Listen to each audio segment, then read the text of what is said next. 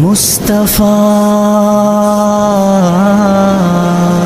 بسم اللہ الرحمن الرحیم، الحمد للہ رب العالمین، والصلاة والسلام علی سید الانبیاء والمرسلین، محمد وآلہ وصحبہ اجمعین، اما بعد۔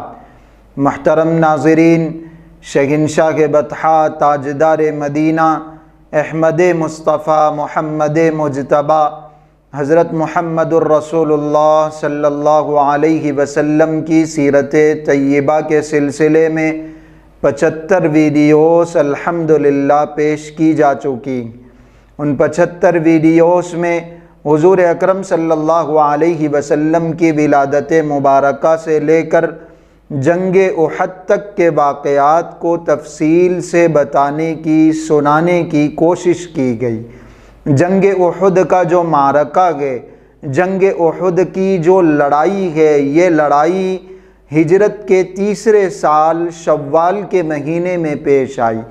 ہجرت کے اس تیسرے سال کا یہ سب سے بڑا، سب سے اہم اور ایک تاریخی واقعہ ہے۔ لیکن اس لڑائی کے علاوہ، اس جنگ کے علاوہ اور بھی دوسرے اہم واقعات ہجرت کے اس تیسرے سال میں پیش آئے۔ ہجرت کے اسی تیسرے سال میں غزوہ غطفان بھی پیش آیا۔ غزوہ غطفان ایک علاقے کا نام ہے جہاں دعسور ابن محارب نامی ایک بڑا مشہور پہلوان رہا کرتا تھا۔ اس نے مدینۃ المنورہ پر حملہ کرنے کا ارادہ کیا، پلاننگ کی، اپنے قبیلے کے لوگوں کو تیار کرنا شروع کیا۔ حضور اکرم صلی اللہ علیہ وسلم کو اطلاع ملی۔ آپ علیہ السلام 400 جانثار صحابہ کو لے کر خود ہی مدینۃ المنورہ سے نکل پڑے اور غطفان کے علاقے کا آپ علیہ السلام نے رخ کر لیا۔ جیسے ہی نبی اکرم صلی اللہ علیہ وسلم اور صحابہ کرام رضوان اللہ علیہم اجمعین غطفان کے اس علاقے میں پہنچے، دعسور گھبرا گیا اور اپنے قبیلے کے لوگوں کو لے کر ادھر ادھر بھاگنے کا اس نے ارادہ کر لیا۔ پہاڑوں پر انہوں نے چڑھنا شروع کر دیا۔ نبی اکرم صلی اللہ علیہ وسلم غطفان کے اس علاقے میں ٹھہرے۔ صحابہ کرام رضوان اللہ علیہم اجمعین بھی وہیں قیام کرنے کی نیت سے ٹھہر گئے۔ کچھ دن تک یہ قیام رہا۔ یہی وہ لڑائی ہے، یہی وہ غزوہ ہے جس کے اندر ایک بڑا مشہور واقعہ پیش آیا۔ حضور اکرم صلی اللہ علیہ وسلم دوپہر کے وقت ایک درخت کے نیچے اکیلے آرام کر رہے تھے۔ دعسور کے اندر سامنے آ کے لڑنے کی ہمت نہیں تھی، اس قبیلے کے اندر مسلمانوں کا سامنا کرنے کی، مسلمانوں سے جنگ کرنے کی ہمت نہیں تھی، وہ تو بھاگ گئے تھے۔ لیکن دعسور نے دیکھا، اس قبیلے کے امیر نے دیکھا کہ محمد مصطفیٰ تو اکیلے آرام کر رہے ہیں، چلو یہ موقع اچھا ہے، غنیمت ہے، جا کے ان کو قتل کر دیں گے، قصہ ختم ہو جائے گا۔ دوپہر کے وقت تلوار لے کر دعسور حضور اکرم صلی اللہ علیہ وسلم کے پاس آیا اور اس نے تلوار اٹھا لی اور کہنے لگا، محمد بتاؤ تمہیں مجھ سے کون بچائے گا؟ محمد بتاؤ تمہیں مجھ سے کون بچائے گا؟ حضور اکرم صلی اللہ علیہ وسلم نے انگلی آسمان کی طرف اٹھائی اور فرمایا، مجھے میرا اللہ بچائے گا۔ بعض کتابوں میں لکھا ہے کہ حضور اکرم صلی اللہ علیہ وسلم کی زبان سے یہ کلمات نکلے، ایک لمحے میں حضرت جبریل علیہ السلام آسمانوں سے حضور اکرم صلی اللہ علیہ وسلم کے پاس پہنچے اور ایک زور کا مکہ، ایک گھونسا دعسور کے سینے پر مارا، تلوار اس کے ہاتھوں سے نیچے زمین پر گر پڑی۔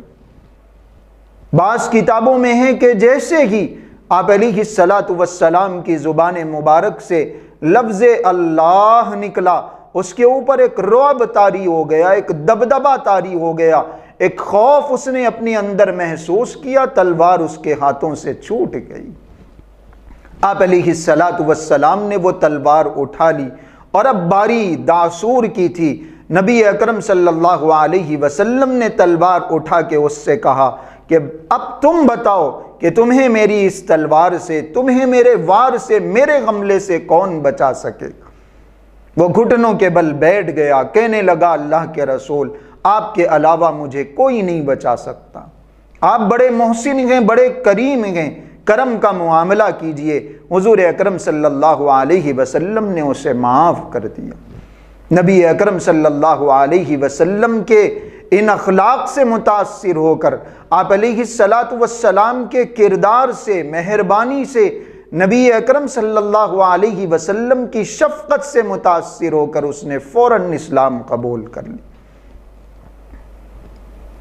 یہ جو واقعہ ہے حضور اکرم صلی اللہ علیہ وسلم کے اوپر تلوار اٹھانے کا اور پھر نبی اکرم صلی اللہ علیہ وسلم کے اس کو معاف کر دینے کا، سیرت کی کتابوں میں لکھا ہے کہ ایسا واقعہ 2 مرتبہ پیش آیا۔ غزوہ ذات الرقاع میں بھی ایسا واقعہ پیش آیا، اور یہ جو غزوہ غطفان ہے اس لڑائی میں بھی یہ واقعہ پیش آیا، لیکن غزوہ غطفان میں داسور نے اسلام قبول کر لیا تھا، اور غزوہ ذات الرقاع میں جس کافر نے آپ علیہ الصلاۃ والسلام کو قتل کرنے کا ارادہ کیا تھا، آپ علیہ الصلاۃ والسلام پر تلوار اٹھائی تھی، اس نے ایمان قبول نہیں کیا، اسلام قبول نہیں کیا، البتہ اس نے یہ عہد کر لیا، یہ وعدہ کر لیا کہ میں کبھی آپ کے خلاف لڑائی نہیں کروں گا، مسلمانوں کے خلاف کوئی جنگ نہیں کروں گا۔ یہ غزوہ غطفان ہے جو ہجرت کے 3 سال پیش آیا۔ ہجرت کے 3 سال ایک واقعہ اور کعب بن اشرف کے قتل کا۔ کعب بن اشرف ایک یہودی تھا اور حضور اکرم صلی اللہ علیہ وسلم کی شان میں گستاخیاں کیا کرتا تھا، اشعار پڑھ پڑھ کر صحابیات کی شان میں، مسلمان عورتوں کی شان میں توہین کیا کرتا تھا، بدتمیزی کرتا تھا، گندے گندے اور فحش اشعار پڑھا کرتا تھا۔ اور جب مکہ کے مشرکوں کو پہلی لڑائی میں غزوہ بدر میں شکست ہوئی اور مکہ کے مشرک پوری تیاریوں کے باوجود ہار گئے، تو کعب بن اشرف مدینے سے مکے کو گیا اور اس نے ان قریش کے کافروں کی، مکہ کے ان مشرکوں کی تعزیت کی، ان کا حوصلہ بڑھایا، انتقام کی آگ ان کے اندر بھڑکائی، اور مکہ کے ان مشرکوں کو لے کر، بڑے بڑے سرداروں کو لے کر کعبۃ اللہ کے پاس آیا، کعبۃ اللہ کا غلاف پکڑ کر سب سے اس نے قسم دلوائی، خود اس کعب بن اشرف نے قسم کھائی کہ ہم مسلمانوں سے انتقام ضرور لیں گے، بدلہ ضرور لیں گے۔ یہ کعب بن اشرف کی شرارتیں تھیں، گستاخیاں بھی کیا کرتا تھا، بدتمیزیاں بھی کیا کرتا تھا، سازشیں بھی کیا کرتا تھا۔ وہ جو مسلمانوں اور یہودیوں کے درمیان ایک عہد، ایک میثاق قائم کیا گیا تھا، ایک معاہدہ طے ہوا تھا کہ ہم ایک دوسرے کے خلاف سازش نہیں کریں گے، ایک دوسرے کو اذیت اور تکلیف نہیں دیں گے، کعب بن اشرف نے اس معاہدے کی خلاف ورزی کی تھی، اس میثاق کو توڑا تھا، اس عہد کو توڑا تھا۔ آپ علیہ الصلاۃ والسلام نے ایک مرتبہ مجلس میں ارشاد فرمایا، ہے کوئی جو مجھے کعب بن اشرف سے نجات دلائے، چھٹکارا دلائے؟ محمد ابن مسلمہ ایک صحابی ہیں، فوراً وہ کھڑے ہو گئے، اللہ کے رسول میں اس خدمت کے لیے تیار ہوں۔ نبی اکرم صلی اللہ علیہ وسلم نے ان کو اجازت دے دی، وہ اپنے 2 ساتھیوں کو لے کر اس کے پاس پہنچے اور اس سے قرض کا مطالبہ کیا، پوری ایک پلاننگ کی، ایک تدبیر بنائی۔ حضرت محمد ابن مسلمہ رضی اللہ عنہ نے وہ سود پہ قرض دیا کرتا تھا، انہوں نے قرض مانگا کہ مجھے پیسوں کی ضرورت ہے، اور کچھ باتیں انہوں نے پہلے سے اجازت لے لی تھی، اللہ کے رسول اگر اس کو قتل کرنے کے لیے میں کوئی تدبیر بناؤں، کوئی بات آپ کی شان کے خلاف اس تدبیر کے تحت میں بول دوں تو آپ مجھے معاف کر دینا۔ انہوں نے کہا کعب بن اشرف سے کہ یہ جو نئے نبی آئے ہیں یہ بار بار ہم سے پیسوں کا مطالبہ کرتے ہیں، ہم سے تعاون مانگتے ہیں، ہم سے چندہ مانگتے ہیں، پھر چندہ مانگا گیا، تعاون مانگا گیا، ضرورت ہے دے دو۔ اس نے کہا کہ ہاں میں دے دوں گا، تم اپنی کوئی چیز میرے پاس گروی رکھوا دو، رہن رکھوا دو۔ ہتھیار رہن رکھوانے پر وہ محمد ابن مسلمہ رضی اللہ عنہ تیار ہوئے۔ رات کا وقت طے ہوا، محمد ابن مسلمہ رضی اللہ عنہ اپنے دو ساتھیوں کے ساتھ رات کے وقت آئے، اس کو پکارا۔ وہ اپنی بیوی کے ساتھ مصروف تھا، وہ اپنی بیوی کے ساتھ مزے اڑا رہا تھا۔ رات میں جب ان کو بلایا گیا کعب بن اشرف کو، اس کی بیوی نے کہا کہ اس ندا میں، اس پکار میں مجھے خون کی بو آ رہی۔ کعب بن اشرف نے کہا یہ تو دن میں مجھ سے مل کے گئے، ایسا کوئی مسئلہ نہیں ہے، پیسے مانگنے کے لیے آئے گئے، ہتھیار جیسی قیمتی چیز میرے پاس گروی رکھوا رہے ہیں، کوئی مسئلہ نہیں۔ کعب بن اشرف جب محمد ابن مسلمہ اور ان کے ساتھیوں سے ملنے کے لیے آیا، حضرت محمد ابن مسلمہ رضی اللہ عنہ نے فرمایا تمہارے سر سے بڑی اچھی خوشبو آ رہی ہے، ہم وہ خوشبو سونگھنا چاہتے ہیں۔ اس نے اپنا سر جھکا دیا اور کہنے لگا کہ یہ خوشبو میری بیوی نے لگائی ہے، میری بیوی بڑی خوبصورت ہے، بہترین خوشبوئیں استعمال کرتی ہے، اس نے ہی میرے سر میں یہ خوشبو لگائی ہے۔ ایک مرتبہ انہوں نے وہ خوشبو سونگھی اور اس کا سر چھوڑ دیا۔ دوسری مرتبہ پھر کہا کہ ہم وہ خوشبو سونگھنا چاہتے ہیں۔ اس نے جیسے ہی سر جھکایا، اس نے جیسے ہی سر آگے بڑھایا کہ لو خوشبو سونگ لو، یہ بہترین خوشبو ہے، حضرت محمد ابن مسلمہ نے اس کی گردن کاٹ دی اور وہ کٹی ہوئی گردن لا کے حضور اکرم صلی اللہ علیہ وسلم کی خدمت میں پیش۔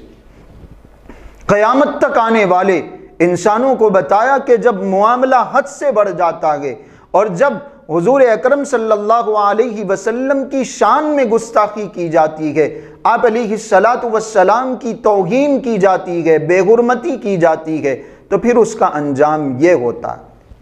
کعب بن اشرف کے قتل کا جو واقعہ پیش آیا وہ بھی ہجرت کے تیسرے سال پیش آیا۔ ہجرت کے اسی تیسرے سال میں رمضان المبارک میں حضور اکرم صلی اللہ علیہ وسلم کے نواسے حضرت امام حسن رضی اللہ عنہ بھی پیدا ہوئے۔ ہجرت کے اسی تیسرے سال میں حضور اکرم صلی اللہ علیہ وسلم نے حضرت حفصہ بنت عمر رضی اللہ عنہا سے نکاح فرمایا۔ حضرت حفصہ حضرت عمر رضی اللہ عنہ کی بیٹی ہیں، ان کے شوہر خنیس ابن حذافہ رضی اللہ عنہ جنگ بدر میں شریک تھے، زخمی ہوئے اور واپس آئے، کچھ دن کے بعد وہ اس دنیا سے رخصت ہو گئے، ان کا انتقال ہو گیا۔ حضرت حفصہ بیوہ ہو گئی۔ ان کے والد حضرت عمر ابن خطاب رضی اللہ عنہ کو بڑی فکر ہوئی کہ میری بیٹی کی کہیں شادی کر دی جائے۔ حضرت عثمان رضی اللہ عنہ کی اہلیہ حضور اکرم صلی اللہ علیہ وسلم کی صاحبزادی حضرت رقیہ رضی اللہ عنہا غزوہ بدر کے وقت ہم نے سنا تھا کہ وہ بیمار تھیں، اور حضرت عثمان رضی اللہ عنہ کو آپ علیہ السلام نے غزوہ بدر میں شرکت کرنے سے روکا تھا کہ تم ان کی خدمت کرو۔ ادھر وہ لڑائی چل رہی تھی غزوہ بدر کی، ادھر یہ بیمار ہوئی اور ان کا انتقال ہو گیا، تو چونکہ حضرت عثمان حضرت عثمان نے ابھی تک شادی نہیں کی تھی، حضرت عمر اپنی بیٹی کا رشتہ لے کر پہنچے اور کہنے لگے عثمان تمہاری بیوی کا بھی انتقال ہو گیا، میری بیٹی کے شوہر کا بھی انتقال ہو گیا، تم میری بیٹی حفصہ سے شادی کر لو۔ حضرت عثمان رضی اللہ عنہ نے تھوڑا سا وقت مانگا اور 1 مہینے تک کوئی جواب نہیں دیا۔ 1 مہینے کے بعد حضرت عمر نے جب دوبارہ پوچھا تو انہوں نے انکار کر دیا، کہنے لگے کہ میں شادی نہیں کر سکتا۔ حضرت ابوبکر صدیق رضی اللہ عنہ کے پاس پہنچے، فرمایا میری بیٹی سے نکاح کر لو، انہوں نے بھی انکار کر دیا۔ حضرت عمر رضی اللہ عنہ حضور اکرم صلی اللہ علیہ وسلم کے پاس پہنچے، کہنے لگے اللہ کے رسول ابوبکر اور عثمان نے میرے دل کو بڑی ٹھیس پہنچائی ہے، بڑی تکلیف پہنچی، میں اپنی بیوہ بیٹی کا پیغام لے کر ان کے پاس گیا، انہوں نے انکار کر دیا۔ آپ علیہ السلام نے فرمایا عمر پریشان مت ہو، حفصہ کو عثمان سے زیادہ بہتر شوہر ملے گا، حفصہ کو عثمان سے زیادہ بہتر شوہر ملے گا، اور عثمان کو حفصہ سے زیادہ بہتر بیوی ملے گی۔ اور پھر کچھ دن کے بعد آپ علیہ السلام نے خود حضرت حفصہ سے نکاح فرمایا اور اپنی بیٹی حضرت ام کلثوم کا نکاح نبی اکرم صلی اللہ علیہ وسلم نے حضرت عثمان سے کر دیا۔ حضرت عثمان کی یہ جو دوسری شادی ہوئی حضرت ام کلثوم رضی اللہ عنہا سے، وہ یقیناً حضرت حفصہ سے بہتر ہیں، اس لیے کہ وہ حضور اکرم صلی اللہ علیہ وسلم کی صاحبزادی۔ تو یہ دونوں نکاح ہجرت کے اس تیسرے سال میں ہوئے۔ ہجرت کے اسی تیسرے سال میں میراث کے احکامات بھی جاری ہوئے۔ ہجرت کے اسی تیسرے سال میں اللہ رب العزت نے یہ حکم بھی مسلمانوں کو دیا کہ اب مسلمان کسی مشرکہ عورت سے نکاح نہیں کر سکتے، ان کو اپنے نکاح میں نہیں رکھ سکتے۔ اس سے پہلے تک مشرک عورتوں کو اپنے نکاح میں رکھنا جائز تھا، لیکن اس سال اللہ رب العزت نے حکم دے دیا کہ اب کسی مشرکہ عورت کو اپنے نکاح میں نہیں رکھا جا سکتا۔ اور ہجرت کے اس تیسرے سال میں جو اہم واقعات پیش آئیں گے، وہ ایک تو غزوہ احد گئے اور غزوہ غطفان گئے، کعب بن اشرف کا قتل گئے، حضور اکرم صلی اللہ علیہ وسلم کا حضرت حفصہ سے نکاح گئے، حضرت عثمان کا حضرت ام کلثوم سے نکاح گئے۔ یہ سارے مختصر سے واقعات سنانے کی کوشش کی گئی ہے۔ ہجرت کے اس تیسرے سال میں جو تفصیلات تھیں، جو واقعات تھے، وہ واقعات بتائے گئے۔ آگے انشاءاللہ ہجرت کے چوتھے سال میں پیش آنے والے واقعات کا، غزوات کا، لڑائیوں کا تذکرہ ہوگا۔ آج کے لیے اتنا کافی ہے۔ السلام علیکم ورحمۃ اللہ وبرکاتہ۔